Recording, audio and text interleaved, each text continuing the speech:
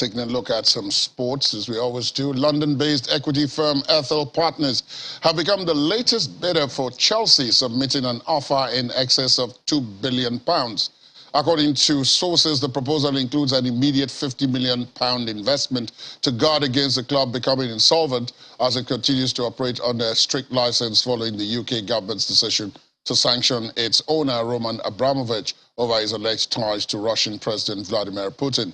The New York-based merchant bank Rain Group, appointed to manage the sale, have set a deadline of 9 p.m. today for the final submission of bids. The UK government will need to grant a license to allow a sale of Chelsea to be completed, but the Department of Culture, Media and Sport have indicated they will likely approve any such applications once the preferred bidder has been identified. Well, let's take a slightly more detailed look now at the issues that have arisen with Chelsea and the bringing of politics into sports, particularly as it relates to this war in Ukraine. I'm being joined by veteran sports commentator Yomi Kuku. Yomi, nice to see you. Lad, it's good to be here. Now I'm a veteran, really? Yes. Yeah. All your hair is white. Oh, okay, that makes me a veteran. Really. Good. I want to start with the comment you ended with the last time we spoke about this, which is that a bad precedent is being set. Absolutely. With the introduction of what you'd call politics into sports. Exactly. At that time, it was the Paralympics and the expulsion of the Russians and the Belarusians, and now we're talking Chelsea, which is being put up for what some have called a fire sale, which was completely unnecessary. Very, very unnecessary. First and foremost, I need to make it very clear. No sensible person should like a war. No sensible person should support violence. And no man with red blood cells running in his body should, support whatever is going on in Ukraine. But the fundamental thing, which maybe you permit me to digress a bit, was said by the South African president. Why is everybody thinking just one way? Why are we not looking at allowing other people to also have a fair idea of making propositions about finding a mediation platform for this?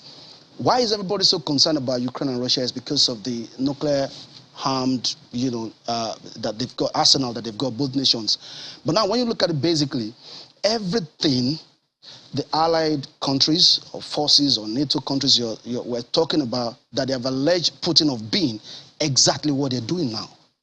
If you dissent now, you're more like a pariah. The other day we saw online the way they came at, some Chelsea players like Frank Lampard. He was giving just a basic media conference, and then the Russian thing came in. And like, what's your relationship with Roman Abramovich? So now it's a crime for me to even take a selfie with Ladi in case you do something that is wrong with channels now. So I'm like kind of culpable. When did the standard become that as a way of operating with people? They're going just out of the way to show what Fela talked about, the uprising, bringing out the inhumanity in everyone. And that's exactly what we're seeing. Nobody's looking at what Russia is saying. Nobody's looking at the everyday Ukrainian who are innocent of all these bickerings and the politics. Nobody's looking at the Chelsea players who are going to be affected, the businesses. Okay, some years back, you were saying Roman Abramovich brought in some monies from the mob or whatever, but you collected the monies. And now you've got a problem with Russia, so you must collect all his resources back. And you're still allowing other nationals to come and invest in your club football. I don't know if any sensible person will still do that, knowing that I'm a Nigerian, for instance, I've got multi-billion pounds, and then I want to invest my money. And I look around and I say, oh, what they've done to Roman Abramovich, they're still likely going to do to us in case Nigeria is having an issue with the UK or with the US or any of those. You're setting a bad precedent. People have lost their minds completely on this issue. And it's either you are condemning Russia, and they say, oh, you're part of us, you're humane. Or you're saying, no, I don't see it that way. And they say, oh, you are inhumane. Who creates the standard?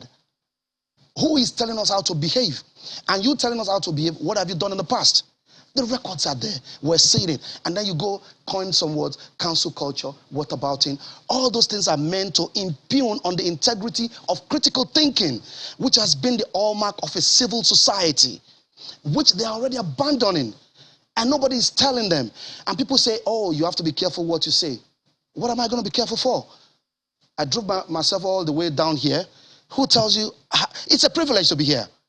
It is. Every minute counts because it's a privilege. That's right. Yeah. Yomi, we'll take a short break at this point. We'll be back because I still want to ask you, I want to zero in on Chelsea because there are other things involved. You mentioned them very briefly when you talked about businesses. There are very many businesses associated with football clubs that nobody is mentioning and who will be affected by this. We'll talk about that after this break.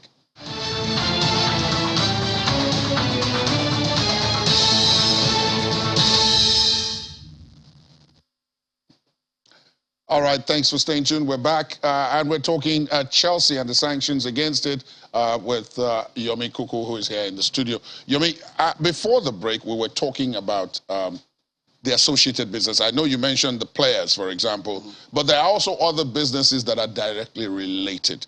And targeting Roman Abramovich may look good in the headlines and all of that, but all these other people who have nothing to do with Russia or Ukraine or the sanctions will be affected. Yeah, definitely. Like some of the TV contracts they have with other countries, many countries, like for instance, like in China, they're censoring most of the programs coming in from the Premier League, you know, putting up certain things like even the colors of national colors of Ukraine on the programming. And also we look at the point from the point that Russians also who were supporting Chelsea, they're likely going to be feeling like they're targeting them as well. So it's going to be some drop in revenues for them. Then some players are also going to likely leave. Not all the players support what is happening, and some feel that there should be a mediation point, and they're likely going to be like, okay, you're targeting just Chelsea. And many others would now start looking at it from the point that, do I have to sign for a team that has a foreign backing? You have the stock also rising, going up and down. And basically, now limiting the opportunities for Chelsea to be able to sign players, to be able to give them their dues and all that. Yeah, they say the salaries are going on. £28 million spent every month for salaries and operational costs and all that. Now, these monies were given by Roman Abramovich. So where are they going to be raising the monies? You have some players who are supposed to have signed up their contracts, renegotiations and all that, renewal. Definitely they're going to leave. They don't want to stay in a team where you stand and somebody's asking you, you took a picture with Roman Abramovich. That's a sin. And you have to say, okay, I've repented. Nobody wants to do that because they're basically coercing everybody, intimidating everyone, and making sure that to say that you either say it, we gaggle you, or you don't say it. It's only extremely few people who are like having the courage to tell them. And see, again, they've gone as much as also letting people know that investing in UK business is risky. They've proven it. You don't have to say it. Now, all the Saudi money is coming into Newcastle. They know the day they have a problem with Saudi Arabia regarding human rights. For now, they don't have, because they need oil. The oil price is going up and up. The British Prime Minister was in Saudi Arabia. He was talking about oil. And he came out and pretended, oh, we talked about human rights as well. The day they were done with Saudi Arabia, then they're going to come at it. So all these other people are going to be holding back their monies. And when they hold back their monies, it means investments in football will shrink. And once it shrinks, the opportunities that, widens the business sphere will begin to shrink as well. Because people will begin to see like, okay, sports is no longer neutral. It's now politics. So anything can happen. Everybody begins to move and say, I go into my normal proper business and then do my thing and then go my way. So now the precedent they're setting is bad for sports business, is bad for sports administration, is bad for everything that sports has always been for, which is the Olympic truce, neutrality, getting athletes to understand that they could be of different color, they could be of different language, religion, whatever they believe in, but it's still one people doing the same thing. And, you know, looking at the Olympic Games, the last one, the Paralympics in Beijing, and then seeing the Russian what I was going to ask you about next. Yeah, the Russian athlete and the Ukrainian athlete, like, you know. That's them in the visuals returning back with nothing and without participating. And that's not fair. I can tell you most of these Russian athletes you're seeing, a lot of them don't support Putin. They also suffer, from everything going on in Russia, because you can't speak. Who wants to live in a society where you cannot speak your mind? Nobody wants. And then you're now punishing them. That is collective punishment. The same thing you have accused other people of doing. And I want to seize this opportunity. I hope maybe one or two people, like stray into this our argument and look at what Mr. Cyril Ramaphosa is saying, that we need to look at mediation.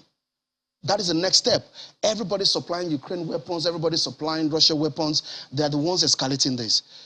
This thing could have been avoided. We all know what it's all about. It's about NATO expansion. We should not be pretending. It's about somebody feeling insecure. It's about you not taking the same thing you're giving to someone else. And if they're expressing those fears, don't throw normal people, innocent Ukrainians, into troubles. Innocent Russians who have invested money in maybe the very day that Russia invaded Ukraine, there were some Russians who were planning to go to Kiev, to Kharkiv, to go and do business. They have invested millions or hundreds of rubles or whatever. Today, that's a loss. They're not thinking about the larger society. And this is the problem with the political class globally. They just want to continue to maintain their hegemony and dictate to people. And listen, we're just going out of a pandemic. The whole world is in distress. You don't even want to allow even a Putin, and just indulge him for a few minutes or a few years, and we get over this. This is immoral. This is the point I'm trying to make. It's not that I'm saying I'm anti-US or anti-Russia. I don't have any business with them. Anyway, for me, from day one, I'm a non-aligned person. If we add the non-aligned movement as we speak, maybe Ukraine will be part of it, and they won't be in this trouble. Because you have to make a choice to be with the capitalist, or I mean, the communist or the capitalist. Because that was the ideology then. Right. But what we're seeing right now is that just two superpowers, not even based on ideology, because Russia is already a capitalist nation, and America is. So what are we fighting over? It's supremacy of two people. It's a proxy war Ukraine has found itself. And it's very unfortunate. And quite a number of people have said that. Yeah, it's a proxy war. Because again, they're fighting in Ukraine and everything is now decided in the US Congress. What is going on? Now everywhere, even in Nigeria, we can't even buy diesel. We can't buy fuel. Everything is going up. You're putting the whole world under distress. And then the Ukrainian president keeps saying one thing. It is World War III. It is World War III. Because Ukraine is fighting Russia, so everybody must go down. I personally do not agree with this. Even if you put a gun to my head, I'll repeat it. I don't agree to this. All right, then, Yomi, I want to thank you very much. There'll be, of course, other sporting issues. We'll be back to talk about this sale when eventually it goes through. Right now, I understand the bids are closing at 9 o'clock tonight. Somebody else's money, right? Exactly, and most of these are outsiders, actually. Exactly. So the lesson from what you said, maybe it's not being learnt yet. Stay in your country and invest your money and energy in your economy and stay right there. They call it nationalism, but Chinese people learn from that, and that is what has helped them. They will tell you it's a global village. It is not. And we have seen it as it's not a global village. You can go after some people because exactly. the system is skewed. Yeah. Thank you double very standard much, comes Yomi. in, and that is it. Thank you very much, Yomi. As always, analysis, a lot of food for thought. Thank you so much for being with us. Pleasure to be here. Ukrainian player, that's still talking sports, Andriy Yarmolenko was again the hero for West Ham as his extra-time goal knocked out Sevilla and sent the Hammers into the European League quarterfinals after a 2-0 victory on the night and 2-1 on aggregate. He gave his shirt to a fan with the Ukraine flag as he celebrated the win. It was Yarmolenko's second goal in as many games for West Ham since his return from compassionate leave following the start of the war in his native Ukraine. The Ukrainian now has 13 UEFA Europa League goals, the second most of any Ukrainian player.